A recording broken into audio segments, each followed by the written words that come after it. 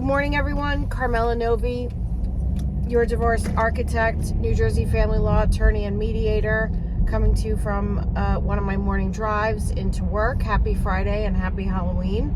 So today I'm going to talk to you about how to make sure we account for income for purposes of establishing alimony and child support when one of the parties owns a business. I frequently get asked that question by people who either own businesses and they're concerned about setting an appropriate amount of income for those calculations, or from the spouse who's the non-owner and doesn't have a lot of visibility as to how well the business is doing other than what they know about their lifestyle and that certain bills get paid every month.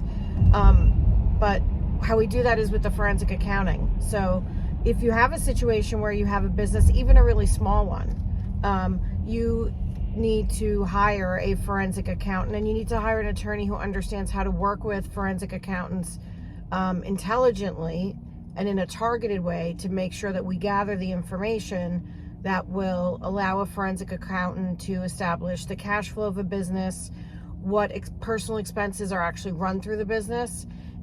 If you have a small business or you have a spouse with a small business, you know what I'm talking about. Very often, car payments, auto insurance, health insurance, cell phones, all sorts of things get run through the business, so they don't show up as actual taxable income on a tax return. So you need to hire a divorce attorney in that circumstance that knows how to read the tax returns, identify issues regarding income, and knows how to work with a forensic accountant. I've been doing this almost 30 years, so I've worked with many forensic accountants in many different types of businesses. Sometimes we're talking about larger operations.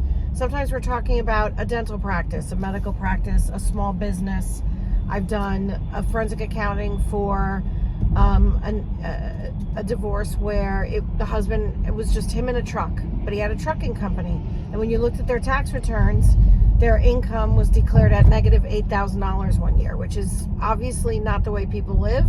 Their mortgage payment was something like $2,800 a month.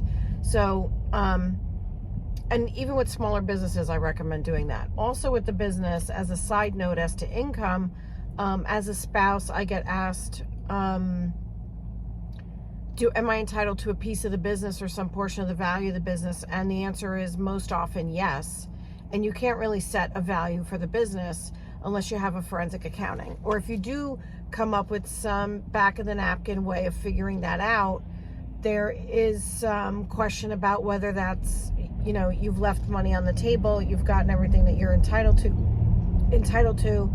So in that situation, you really, when you interview an attorney to represent you in that kind of matter, you really need to ask them how much experience they have working with forensic accountants doing that kind of work in a divorce, so that we make sure that all income and assets, the value of assets like the business, get accounted for, and that you get everything you're entitled to in the settlement.